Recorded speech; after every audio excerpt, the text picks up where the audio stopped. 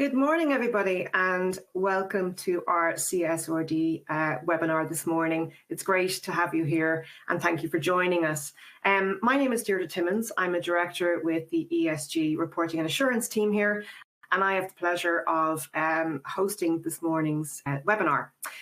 What we plan to take you through this morning is an introduction to CSRD, talk about some of the common questions that we get asked around CSRD itself, and hopefully give you some practical examples in terms of how to deal with some of the topics and issues that come up there.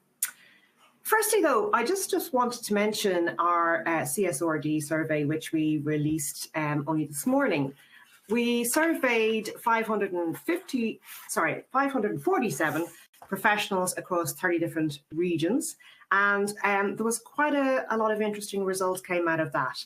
Some of them I just wanted to mention were, for example, that 75% of the respondents said that they're going to report at a consolidated level. Greater than 70% of companies have executive committees involved in CSRD.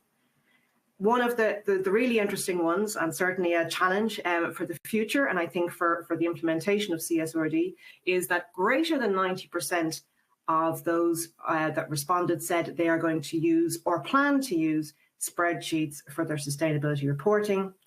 And also that 57% of the respondents will file under CSRD for the first time in FY 2025. Before we get into it, though, we're just going to do a little bit of a more localized survey, and we're going to have a poll question to throw out to you here, just to understand a little bit more about the whole situation. So maybe if we can just take our first poll question there, please.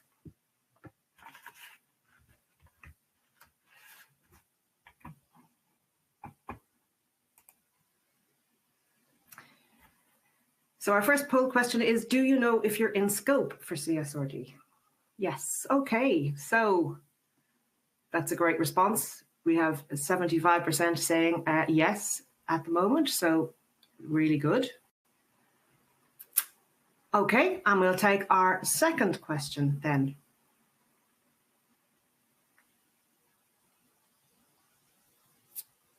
That's all right. We're still getting some responses in there. So, but yes, still coming up with an overwhelming response of yes, but actually quite a lot in the not so sure bucket as well. So hopefully we'll explain a bit more and give a bit more colour around that.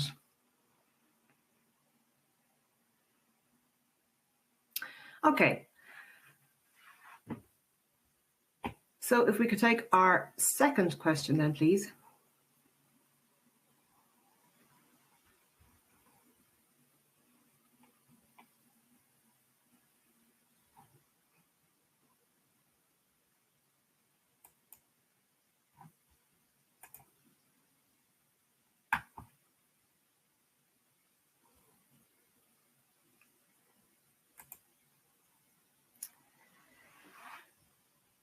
So our second survey is, what stage are you at?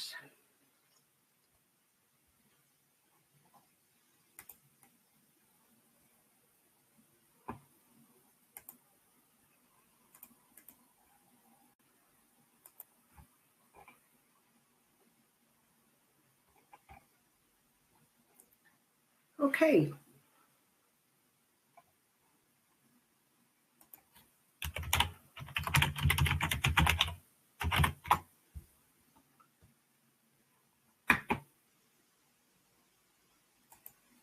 I can help you with those results, Deirdre. Sorry if they're just coming in there. So bit of a mix on this one, which is good. So about a quarter of people haven't started, almost half are at scoping and planning, only 14% are doing their double materiality, and only 10% on implementation.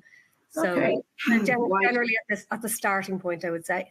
Yeah, okay, brilliant. Well, a wide range of results there. So hopefully everybody will get something out of today as we go along. So with that, maybe I'll introduce you to our speakers this morning. So we have one who you've just heard from there is Fiona Gaskin, who is the ESG Reporting and Assurance Lead. Fiona has nearly 20 years of experience in both Ireland and in Bermuda, working with clients around transparency reporting and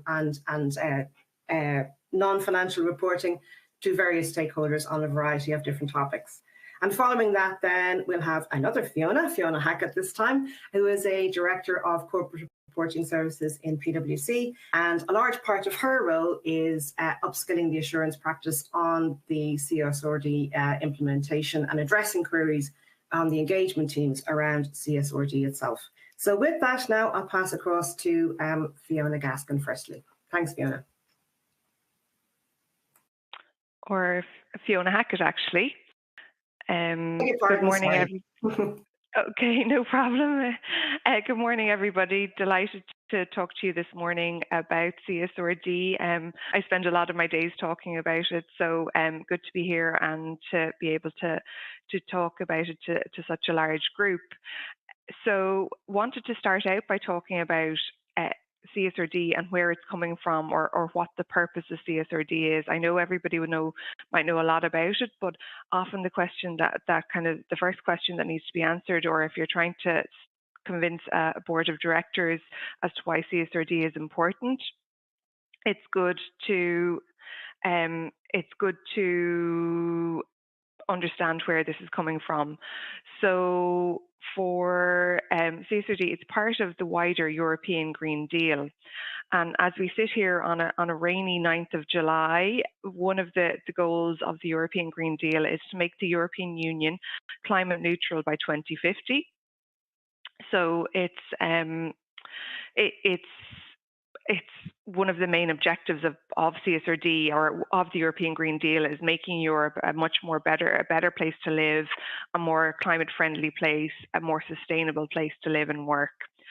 So the other aspects of the European Green Deal are decoupling economic growth from resource use, protecting EU citizens from environmental risks and impacts, helping companies lead the transition using clean products and technologies, and cut pollution to help human life, animal and plants. So all very worthy and very positive objectives. So that's the larger European Green Deal. But within that, then they have a Sustainable Finance Action Plan, and CSRD is part of that Sustainable Finance Action Plan. So CSRD, the reporting directive, aims to harmonise and improve the quality of sustainability-related information published by companies, provide financial companies, investors and the general public with relevant, comparable and reliable sustainability information, and encourage investments that support the transition to a sustainable economy in line with the Green Deal. So what CSRD is trying to do, and it's worth saying at this point that CSRD, as in the name, is a reporting directive. So it's about making companies report about their sustainability. It's not a behavioural directive in that it doesn't actually mandate behaviours from companies. It doesn't mandate companies to become climate neutral by 2050. However, what it does do is require them to report about how climate negative or climate positive they are, and what targets they've set with respect to things like climate. And in doing that, it's hoping that it will drive companies to take actions to actually be more sustainable. So what CSRD is trying to do is basically replicate what we have already in relation to financial reporting. When it comes to financial reporting, which I know a number of you on the audience will be very familiar with, financial reporting is all about, there's a huge infrastructure that we currently have underpinning financial reporting. So we have IFRS, we have Irish GAAP, we have company law supporting financial reporting, we have audit procedures and well-established audit practices around financial reporting. We have IASA as the regulator of the companies that report under IFRS and Irish GAAP in Ireland. We also have IASA regulating the audit profession in Ireland. We have Chartered Accountants Ireland who are training all these people and giving qualifications, who register people to be able to do audits. So there's a huge infrastructure around Irish GAAP and IFRS and financial reporting in Ireland. And what CSRD is trying to do is to try and replicate that in the sustainability reporting space. And that's why it's creating an obligation on companies to actually report against what is effectively a sustainability gap. And it will require assurance providers to assure that work. but it will also establish all the requirements around the regulation of those companies, the regulation of the assurance providers as well. So it's really trying to take the model that we have for financial reporting and replicate that into sustainability reporting space. So I mentioned as part of the Green Deal that we're trying to actually make Europe a more sustainable and better place.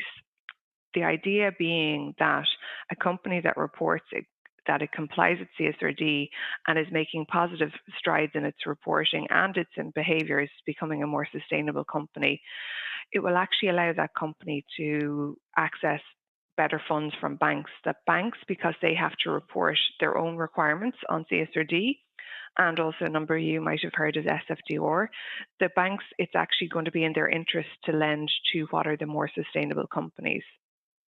Likewise, for investors who purchase, so in the form of pension funds or investor funds, again, it's going to be in their interest to actually be investing in what are the more sustainable companies from their reporting standpoint in terms of when they report about what's in their portfolio. Same for insurers. Insurers are going to be more interested in providing insurance to the more sustainable company, and the same for other financial services companies. But CSRD is not just about getting companies the right access to financial services.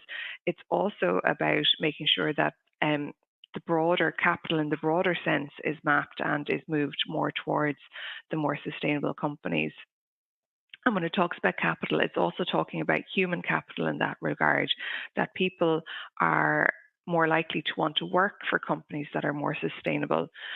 So within CSRD, companies are going to have to talk about how sustainable they are, but how sustainable they are from environmental, social and governance perspectives.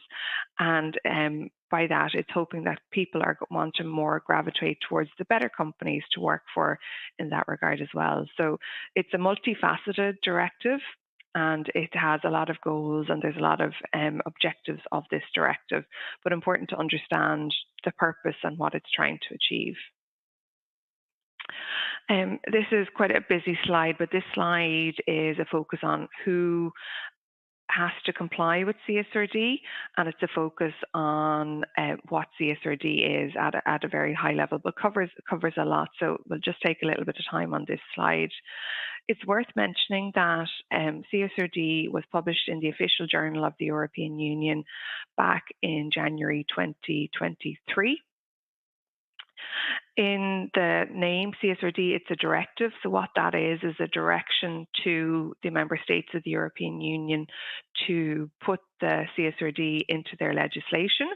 And Ireland and the other EU countries were given 18 months to do that when it was published in the official journal back at the start of January 20, or at the end of December 2022. So Ireland had until the 6th of July, just gone 3 days ago, to reflect CSRD in our legislation. And we heard on Friday that Minister Peter Burke had signed the CSRD legislation, and that it is now effective in Ireland, was with an effective date of the 6th of July. We haven't actually seen the legislation yet. I checked the statute book this morning, haven't seen it. So we're hoping that we'll actually see the legislation itself sometime this week. But we now have CSRD legislation in Ireland requiring companies to comply with effectively CSRD or to prepare sustainability reports under CSRD.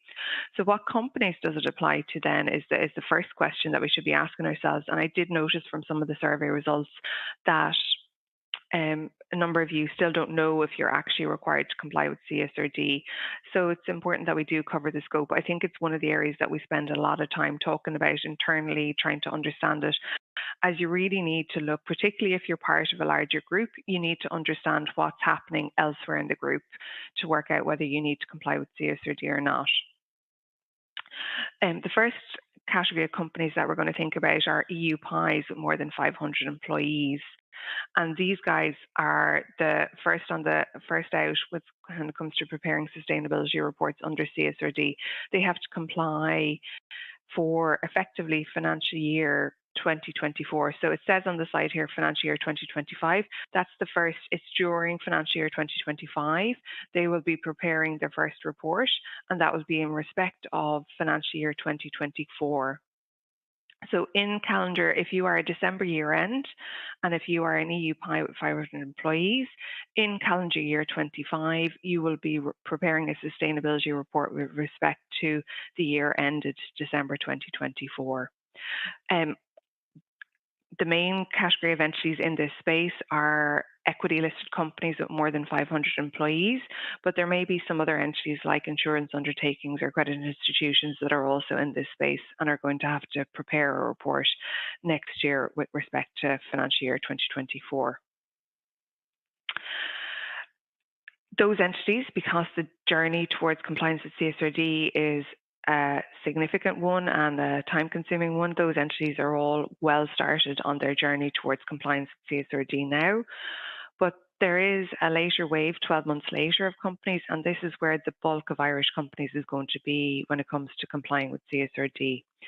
So during FY26, so again, if we take a December year-end company, so in respect of December 2025, there will be hundreds, if not thousands, of companies across Ireland that will have to comply with CSRD for the first time. Companies that are in this bucket are those EU PIs that don't have 500 employees. They will have to report during calendar year 2026 in respect of FY25 for them. And the other category of companies is large companies. So I have a slide that will deal with what a large company is in more detail in a moment, but essentially it is a company that has turnover over 50 million or net total assets over 50 million, employees over 250 employees. So you have to meet two of those three criteria. The CSRD itself has another concept of a listed small and medium-sized entity.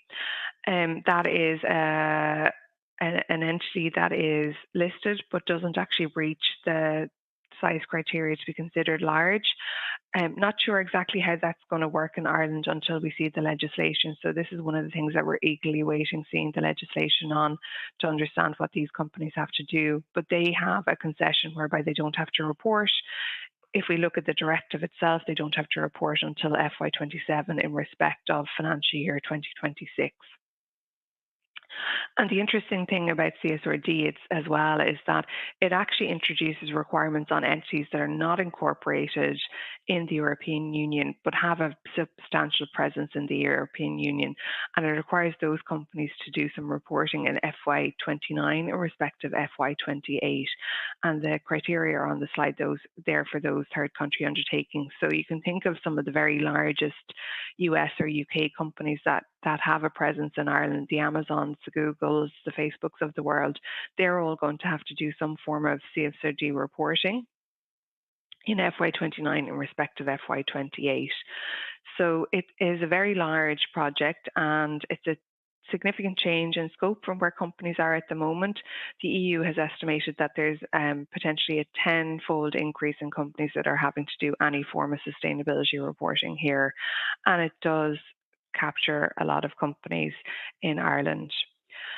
What is CSRD? I mentioned this already, but it expands the content of sustainability reporting. So at the moment, there is no mandatory rules on what companies have to really report about when it comes to sustainability, environmental, social, or governance. And what CSRD does is creates effectively a gap for sustainability reporting. That gap is essentially the European Sustainability Reporting Standards that have been created by the European Financial Reporting Advisory Group, and they are now actually written into law in Europe as the final standards that are sustainability gap for the European Union. So all companies that I mentioned on the left-hand side, so those EU PIs with 500 employees that are reporting in respect of FY24 in FY25, they are going to have to comply with this sustainability gap that was developed by the European Financial Reporting Advisory Group. Other aspects of CSRD, it introduces the topic of double materiality, which my colleague Fiona is going to talk on in more detail. But this is a very new concept that companies are having to deal with, and it is where most of the time will be spent on the CSRD journey. And another important aspect is it actually requires disclosures in line with the EU taxonomy by all companies that are in scope.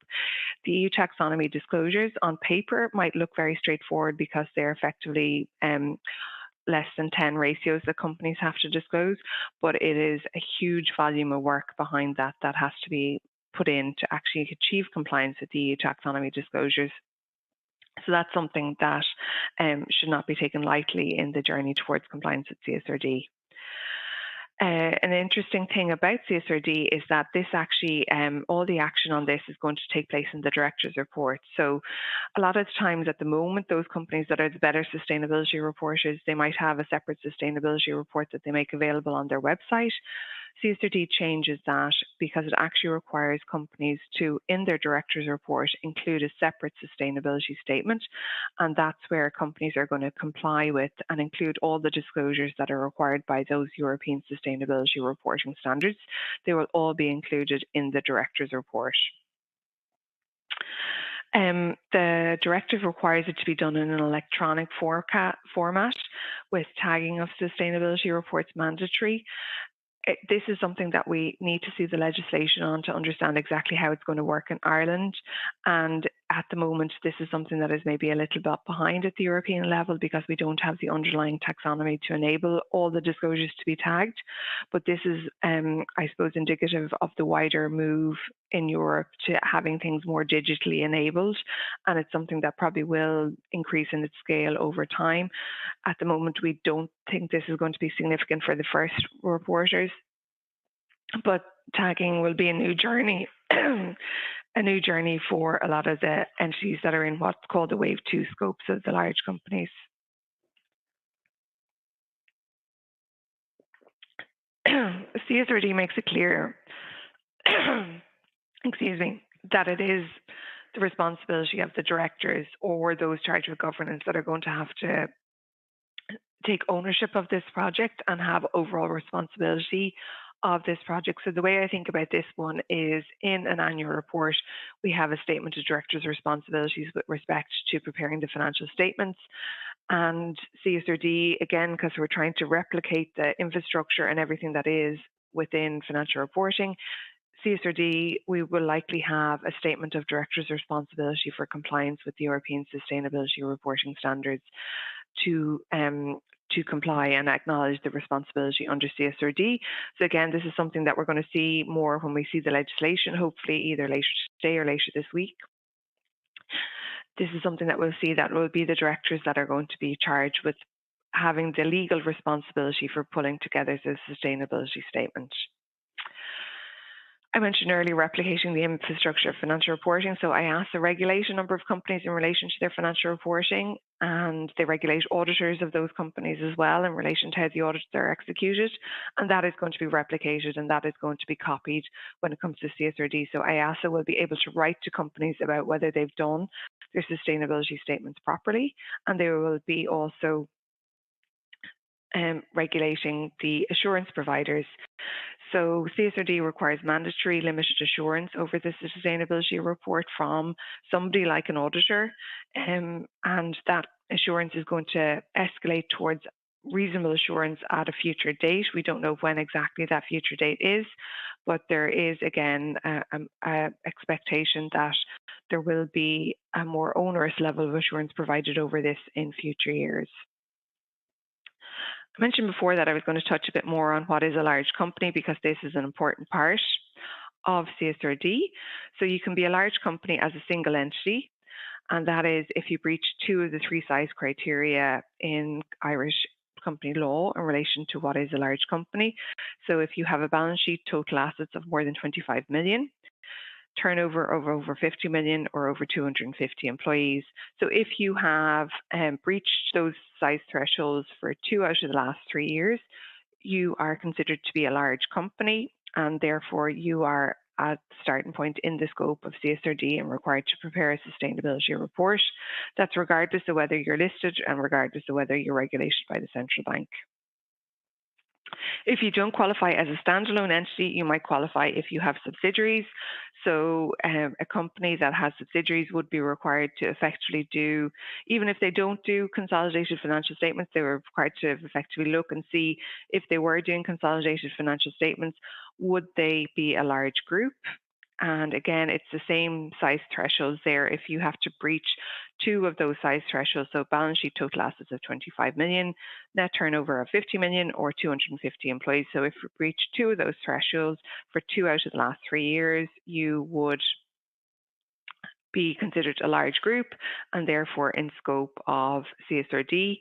That is regardless of, as I mentioned, of whether you do consolidated financial statements or not. So if you take an exemption from consolidated financial statements, doesn't mean that you are automatically exempted from preparing a CSRD report. CSRD also applies to EU PIs, so those that are debt or equity listed on an EU regulated market. So in Ireland, that is the main market of the Euronext Dublin. Interestingly, there are a number of non-EU companies that are listed in the EU that are going to be caught by CSRD as well in the first year, so it's earlier than that third countries issuers that I mentioned on the previous slide. I mentioned there that you have to look at sustainability reporting, and you have to work out that you might also be exempt from preparing consolidated financial statements. However, what I'd be curious to what is curious about CSRD is, yes, there is exemptions for subsidiaries from preparing sustainability reports. So you can have an exemption. Most likely, if you're a subsidiary of an EU parent, you will actually likely be exempt from preparing a sustainability report because your parent company will have prepared one, and you will have been included in that parent company report. However, and so it's straightforward in the case of subsidiaries of EU companies. It's less straightforward in the case of subsidiaries of non-EU companies. They can get an exemption from preparing a sustainability report if they are included in a consolidated sustainability report where they're by their parent. That could be a UK company, that could be a US company. However, that parent's consolidated sustainability report has to have been prepared in accordance with either the ESRSs or a sustainability reporting framework that is considered equivalent. At the moment, there is no equivalent sustainability reporting frameworks. So we have heard that a lot of US companies are actually going down the route of complying with the European Sustainability Reporting Standards to enable their subsidiaries to take an exemption from preparing sustainability reports. One thing to note, though, is that that is not available to any subsidiaries that have securities listed on an EU regulated market. So in some groups, there will be a case whereby not all the subsidiaries get an exemption from preparing a sustainability report. So this is what the gap looks like. This is what the sustainability gap looks like, and it is the European Sustainability Reporting Standards. There are 12 of them. The first 2 are known as the cross-cutting standards, so they have to be applied by absolutely everybody. We then have what are 10 topical standards, as they're known, across the environment, social and governance breadth. And you can see the names of the standards in there, for example, climate change, pollution, water, marine resources, own workforce. And what you have to do under ESRS 1 is you have to do what's called a double materiality assessment, and that dictates whether you have to apply any of the later standards. So it dictates whether you have to go and apply the ESRS E1 standard. So that's why the double materialities process and assessment is very important. So as it says on the right there, the ESRS prescribes specific disclosure requirements with respect to ESG matters. Reporting entities will have to complete a double materiality assessment, which includes impact and financial materiality. And it's also worth noting that the ESRSs are aligned with a lot of the other initiatives that we've seen and other sustainability frameworks as well. So there will be commonality across some of them. I mentioned on the right-hand side there, sector-specific standards. There will be sector-specific standards for companies to comply with in the future, but they've actually been delayed, so we don't know, or we don't have a definitive timeline on them at the moment. So if you're sitting there and thinking about what do I need to actually focus on for the moment, it's these 12 standards that are the sustainability gap at the moment. And if you haven't already done so, the first thing that you need to do to enable you to comply with these 12 standards is your double materiality assessment. And with that, I think it's opportune for me to actually hand over to my colleague Fiona Gaskin, who will take you through in a bit more detail what the double materiality assessment process is about and what the ESRSs are about. Fiona, over to you. Great. Thanks, Fiona. And just a reminder to anybody, we see some questions coming in, which is great. Please do feel free to raise any questions that you have. We might not get to them here, but we'll try to get back to you if we don't. Okay, so we've mentioned of materiality a couple of times, and I suppose I get the exciting job of actually talking you through some of the practicalities of when you actually go to implement this. How does it work? And I suppose maybe just to share some background from my own perspective. So myself and my team work with clients who are both audit clients, so have been through this process with them from an audit perspective, but also clients who are not audit clients who have actually done the double materiality assessment with them. So I do appreciate the pain of some of this, as well as actually the benefits you can get out of it when you do it right. So the double materiality is really the cornerstone of the ESRS, and the reason for that is that if you think about it, the EU had to write a set of very generic standards that are suitable for everybody. So it doesn't matter if you're a service company, if you're doing heavy manufacturing, if you're an insurance company, whatever it is, everybody has the same topical standards.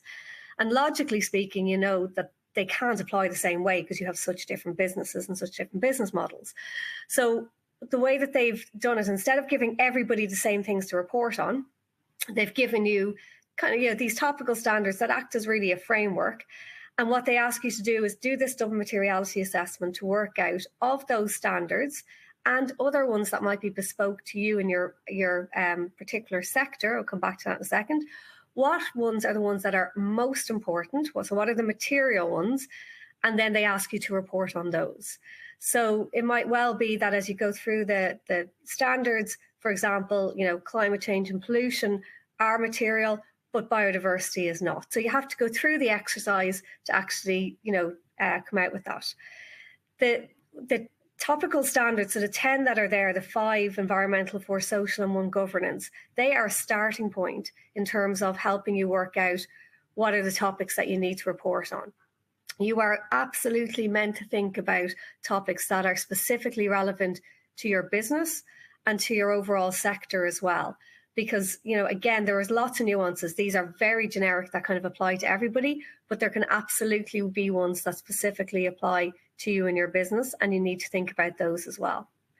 So if we kind of talk about what does a double materiality assessment actually mean?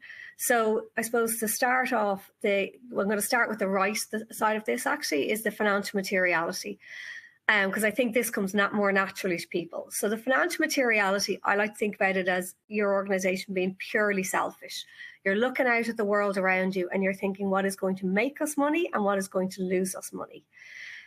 So this is all about, it doesn't matter where the risk originates. So it might be something like, well, actually, your suppliers are at risk of having new regulations. There's a pass-through cost, but you only care if you think it's going to pass through a cost to you. So what is going to make or lose us money when we look out at the world around us? That's the outside in perspective. Most companies get that fairly easily because that's exactly how you think about risks now and how you manage your business. On the other side, though, a little bit harder to get your head around is this idea of an impact perspective or impact materiality. And an impact materiality is all you being completely unselfish. What is the impact that we are having on those around us? Now, one of the big pieces of double materiality as well is this concept of the value chain. So when you do this, when you're looking at material topics, you're not just thinking about what impact do I have on the world around me. You're also saying, well, by doing business with the suppliers that I work with and with the customers that I work with, just to keep it nice and simple, so your value chain, and I appreciate it can be a lot more complicated than that, but just to keep it simple, by doing business with my suppliers and my customers, I am actually helping them to stay in business. So that means all of their problems and their good impacts are now my problems, because if I wasn't doing business with them, then perhaps they wouldn't be in business. And therefore, I have to take a certain amount of accountability for the good and the bad impacts that they have. So as you think about the impact perspective, you're firstly thinking about what's my impact on the world around me. So what's my impact on my employees, on the environment, and pollution, biodiversity, good governance in terms of business conduct and so on. But you're also looking at your value chain. So upstream in your supply, upstream in your suppliers, for example. Maybe you're getting a finished good and you're just doing a little, something small to it and selling it on, but all the pollution happens upstream in the actual manufacturing of that product. That is now your problem as well from a reporting perspective. So you do need to consider, how those, I suppose, how your overall business is working and what's involved, and you can't just discount it because you didn't do it directly. So in that case, you might well have a material topic, which is pollution, which isn't caused by you, but is caused by your supplier. And again, knowing that is really important for the done materiality assessment, because what you do with that and how you disclose that is quite different to whether or not pollution is a material topic for your own business. So when you go through the whole impact assessment, it's really important to start with a really good business model outline, a very clear value chain and a very detailed value chain, because they help you work out, firstly, what topics are relevant out of the 10 in the first place and what other bespoke topics are relevant, and then where are they relevant. So in that case, if you're not doing any manufacturing yourself, perhaps pollution isn't even on your list of possible impacts, but it is on the list for your upstream. It is on your supplier list. And you go through an assessment process in terms of trying to work out, is that a material topic overall for your business? So that level of granularity on the done materiality is really important.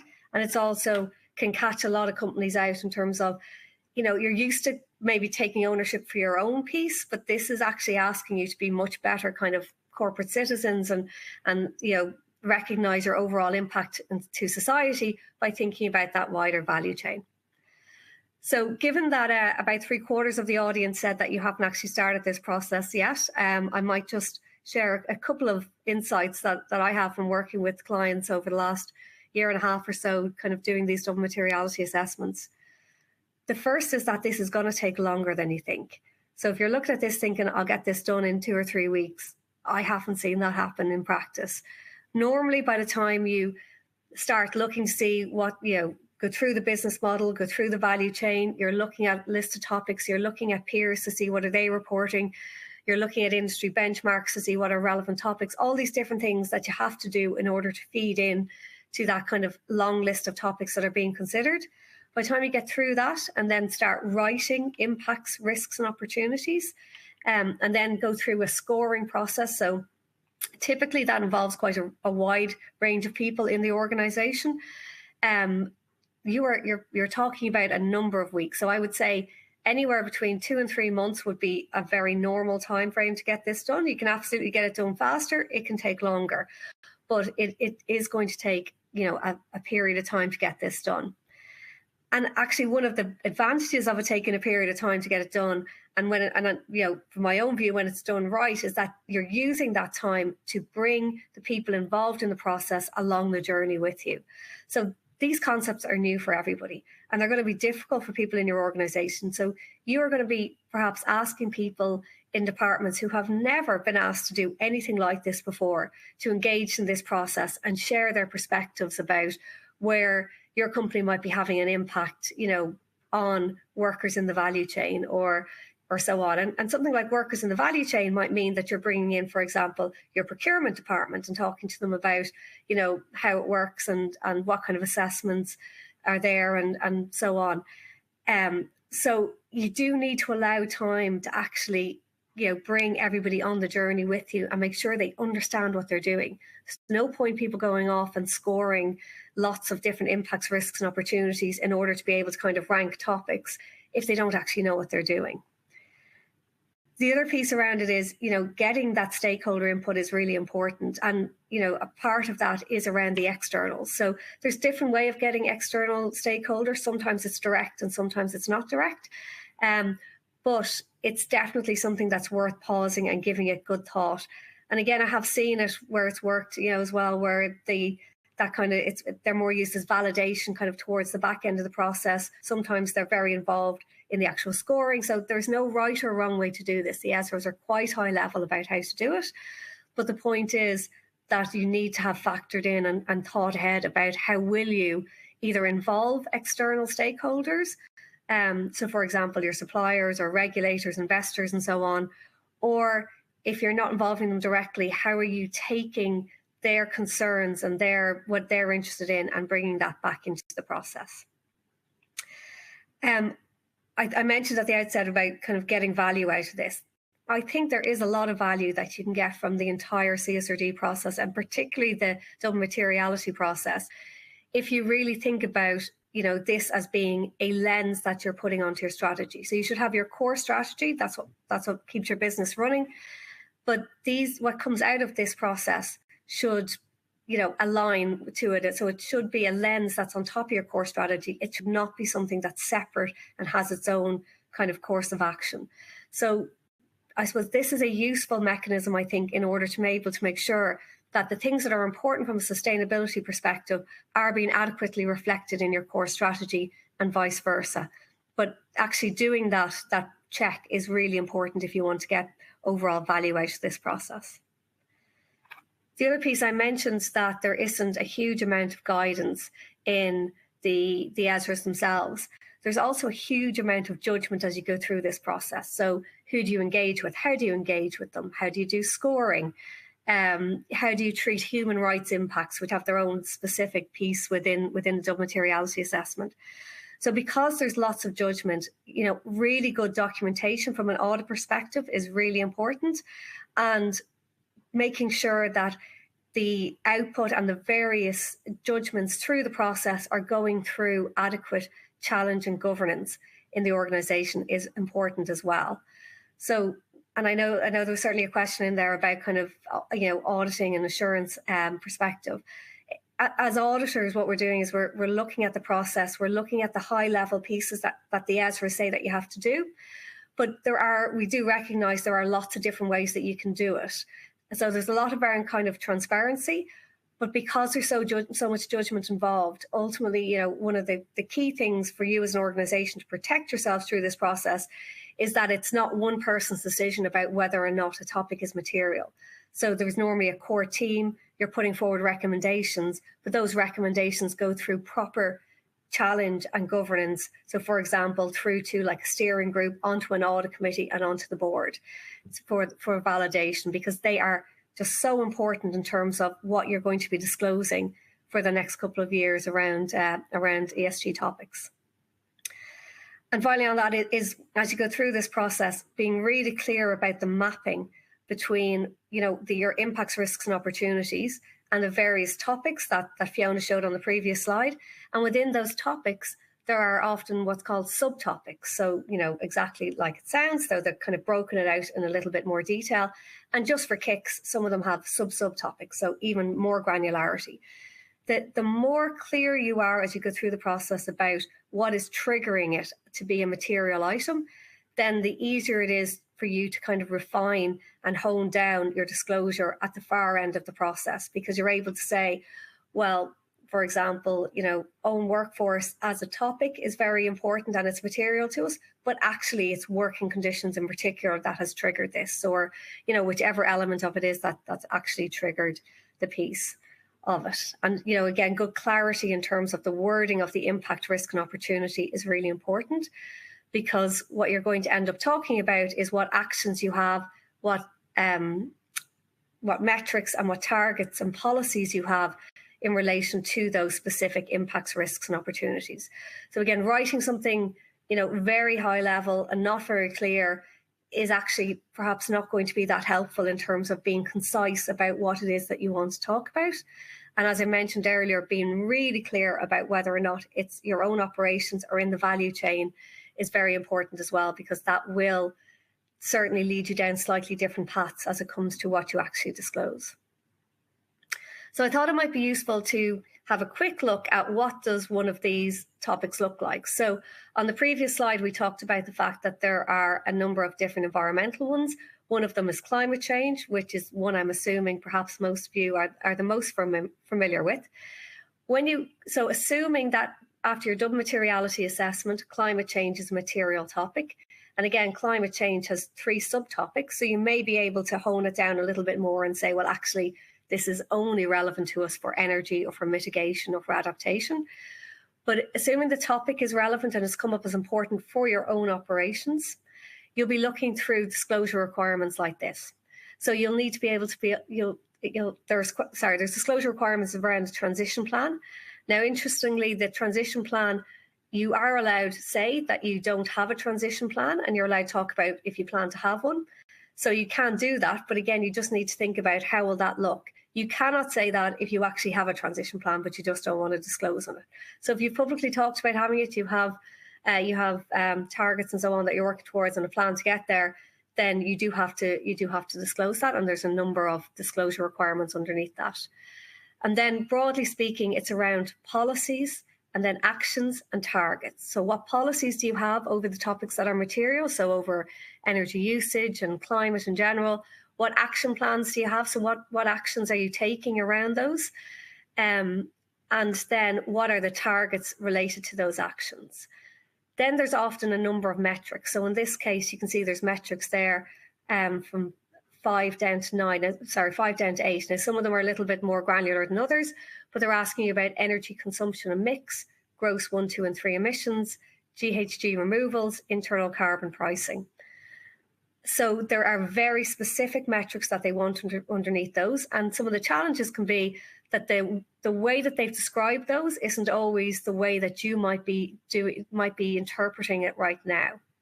So, I've seen lots of organizations, and I fully get this for legitimate reasons. They might say, well, we're reporting our energy use, but we've left out this particular company or this particular division. So for CSRD, the starting point is more around the companies that are in scope for your financial reporting are your starting point. There are nuances around that, especially around climate change, but you don't have that option. If something is in per the rules, then it's in. So you can't start leaving stuff out just because it's difficult to actually get the data. And I think that will be a big challenge.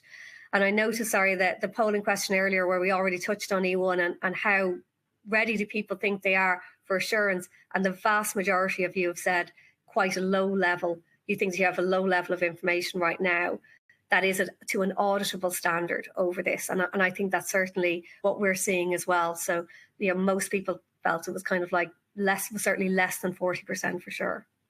The final one there is potential financial impact. So this is one that you talk about if you have a risk or an opportunity. And that's why I said at the start, it's really important to be clear on where in the value chain you're talking about and whether or not it's an impact, a risk or an opportunity, because they all lead you down slightly different paths in terms of what it is that you're disclosing on. Just to make it look a slightly different and to give you some of the wider context, you'll see those metrics and targets. If you look at the right, they're still all there. So they're exactly what I just talked through. Then if we almost kind of step back over to the left for a second, all of the ESRS talk about governance. They want to know how this is actually being, I suppose, oversighted within the organisation. In this particular one, it talks about whether or not there are any related performance in incentive schemes. So, whether or not you factor that in how people are paid. So you need to, there's standard disclosures about that. There's standard disclosures around strategy. So again, transition plan is quite specific to this ESRA. But the standard one, which is underneath it there, is around you have to talk about what were the material impacts, risks and opportunities that trigger this to be a material topic. How are they relevant to your business model and how are they relevant to your strategy? And as I said earlier, they are meant to go hand in hand. So if you're having trouble describing this, you've probably gone wrong somewhere in the process. So this is a really good way to make this not be just kind of a paper exercise, but to actually make this relevant to the future viability of companies, which is the whole point of what it's meant to be about. And then on the IRO management, that's where you start. It's asking you to describe, how exactly did you identify those? What are the policies and what are the actions that you're taking? So again, the actions that you're taking should be very specific to the particular impacts, risks, and opportunities that you have identified as being relevant to you. So all in all, for this particular ESRA, it's about 39 pages long. It has 9 different disclosure requirements, as in sections. Within that, there's 16 categories of quantitative metrics and 12 different underlying templates reporting the disclosures. Now, some of them are really simple. So if I look at internal carbon pricing there on the right, E18, that can be as simple as saying we don't use it. And the same for E17, GHG removals. Again, if you don't have removals or storage, either yourself or something that you're contributing in your value chain, then it can be as simple as saying that. If you do have them, though, then you do have to talk about how you use them. Energy consumption and gross scopes 1, 2, and 3, they're harder, right? So they are actual numbers, they are metrics, and they are difficult to gather that data to an auditable level. And by an auditable level, it is limited assurance, but limited assurance does not mean light touch, have a chat and that will be fine. Limited assurance is certainly a step down from reasonable assurance, but it does mean that the auditor still needs to go through, and I know there was a question on this as well in terms of, do you look at all the metrics? We're giving limited assurance over the entire disclosure. So every single qualitative and quantitative disclosure is looked at in its own right, and the auditor will consider what they need to do to get comfortable over that specific line item or that specific metric, and apply kind of different levels of materiality as they go through it. So it's quite a complicated process for the auditor, but also fully appreciate for those who are being audited. That perhaps leads us nicely on to how do you actually get ready for audit. So I think there's some pieces around processes, data, and people, which is kind of the way that we would always think about this. I will say I've worked with lots of organisations on this over the last year or so, and even organisations who are very mature in their reporting often have a step up to do here, and largely because in lots of cases there is kind of a slightly different interpretation of a certain word in the ESRS versus how you might be using it. So if I talk about own workforce, for example, the way that you currently categorize employees and non-employees is, at least fairly likely to be slightly, if not very different to how you have to do it under CSRD. So even just doing that has knock-on effects for your reporting in terms of gathering the data. So I guess in terms of kind of stages, the first piece is what we talked about. Be super clear on what your material topics are, and then what it is that you have to report about those topics. Then it's around like the actual robustness of the control environment, and you're trying to get it to move towards being the same as financial reporting. And I appreciate financial reporting has had 100 years of evolution here, but we are talking about trying to get it up to that level as quickly as possible. And the auditor will ask you questions exactly like they do for financial reporting. How can you tell me that this data is valid, it's accurate, it's complete? How do I know that cutoff is right? What assumptions is underpinning it, and so on? So, there is an element of this that is very suited towards finance professionals in terms of understanding where an auditor is coming from, whether or not I am auditing revenue or whether or not I'm auditing HR numbers or carbon numbers. The principles of auditing are the same. You've got to demonstrate that the underlying number is complete, accurate, and so on. And if it's a qualitative statement, we need to actually see something that backs up that qualitative statement as well. And one of the useful things that you can do on this is when you think that you have something that's ready for assurance, then I would strongly encourage you to get the auditor who's going to do your CSRD assurance to have a look at it, ideally in the year before you're actually in scope, so the kind of the pre-period to your live period. Get them to look at one or two of your metrics, get them to give you some feedback on whether or not it meets the mark. And at least then you have an idea what the benchmark is. And my own view on this is you can spend a fair amount of time writing procedures that underpin the metrics, that helps explain where it came from, what the assumptions are, and kind of goes through it in detail in terms of data lineage and so on. So you can spend the time writing those procedures, or you can spend the time answering auditing questions. But either way, you're going to spend the time. I would much rather spend the time writing the procedures underneath it, and then you have them forevermore with only updates needed. If you're relying on your auditor to come in and start asking you loads of questions without giving them kind of backup documentation on the process itself and how you came up with the metric, you can expect to spend, some time with them as they go through that. And again, that time is going to be spent, probably less year on year, but it's still not going to be an efficient use of time for either of you.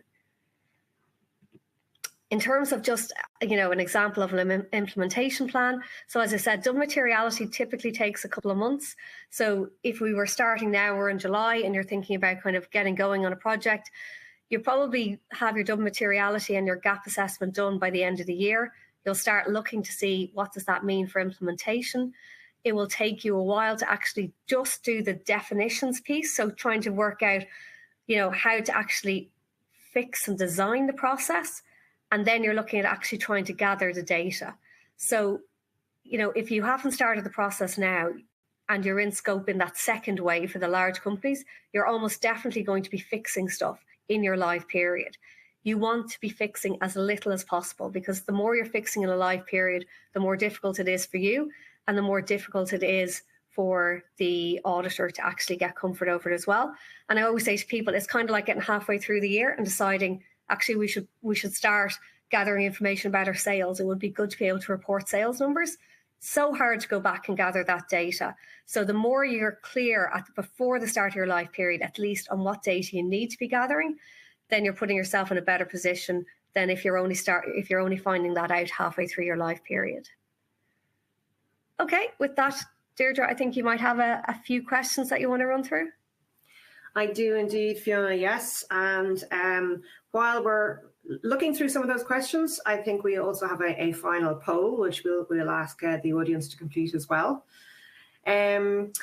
So Fiona, Hackett, for yourself, I have a few questions. I'm just going to maybe roll into one. We had a few questions around the not-for-profit sector, charities in particular, whether they are in scope or not. Has there been gold plating in Ireland, and also where people can find the transposition? Thank you, Deirdre. I'll deal with the final questions that you put there about where we can find the transposition first. So there was a press release from the Department of Enterprise, Trade and Employment last Friday saying that Minister Burke had signed the legislation. But it didn't include a link to this legislation, and we haven't actually seen the final legislation yet. But when we do, and it should be imminent now, given that it has been signed, it will be available on Irish Statute Book, and it's a statutory instrument, as we know, so it will be in the statutory instruments section of Irish Statute Book. So I personally, I'm anxious to see it, and I'm refreshing that so far this morning, and I haven't seen it appearing. But I think hopefully by the end of the week there should be something there on Irish Statute Book. In terms of gold plating, I suppose we don't know until we see the Irish legislation whether there will be gold plating or not. I understand from the previous presentations that the department have made, they were intending to stay as close as possible to what the original EU directive was saying, so which suggests that there won't be gold plating. But again, unfortunately, have to kind of caveat that until we actually see the final legislation. And my answer on the charities is the same. There is a bit of a quirk with charities. The CSRD reporting requirements are contained at an EU level in the Accounting Directive. So the CSRD amended the Accounting Directive to introduce the requirements. The Accounting Directive doesn't apply to not-for-profit entities. So what I'd say is we understand that it's the Companies Act that's going to be amended only to require disclosure. So if the entity at its starting point is not incorporated under the Companies Act 14, CSRD does not apply to you. However, obviously we know that some charities are incorporated as companies limited by guarantee and subject to the Companies Act 14. If they breach the size thresholds, they may have to report under CSRD. It doesn't apply at an accounting directive level at the EU. However, in Ireland, we have applied the accounting directive to those companies limited by guarantee. So we'll have to see. We won't know for definite on the companies limited by guarantee until we see the final legislation as to whether they are caught or not. But I think a lot of the companies or a lot of charities in Ireland are not actually companies, so they are not having to comply with CSRD. We can definitely answer that part of the question. That's great. Thanks very much, Fiona. Just on the polling results, they're fairly mixed results, but I think the majority seem to be coming out that there's certainly work to be done in terms of raising awareness within companies, I think, and in terms of what needs to be done here. I'm giving the final question across to you, Fiona, in terms of, and it's a challenge in less than a minute, but the biggest challenge you're seeing with all of this right now? Yeah, thanks, Deirdre. I think maybe split it into three. So one is that awareness. So, maybe somebody in the organisation knows what it's about, but they're really having trouble getting the message across. The rest about not only how big a challenge it is, but how much this is going to affect everybody's work life. Like as I said, it will affect procurement, it will affect sale. It's how you interact with your value chain. So it is going to affect lots. I think secondly, it's around who's going to lead it. So a lot of kind of like, well, it's not me.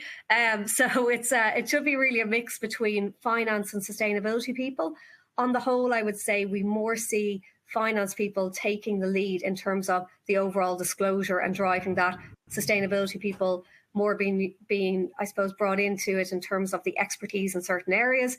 And lastly, and really importantly, it's the data. So much data, so difficult to try and consolidate it and get it to an auditable level. And I would not underestimate the challenge of actually trying to gather up the data and just even get your head around what's needed, never mind starting to think about systems and so on down the line.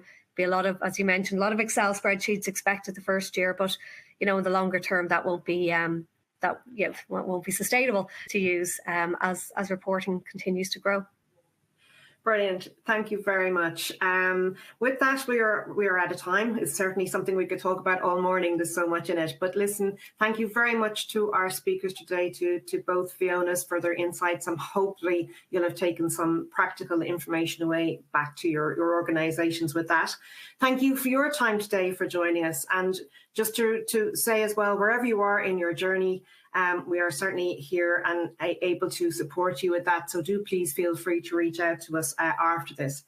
We didn't get around to all your questions, so we will revert back to you on those.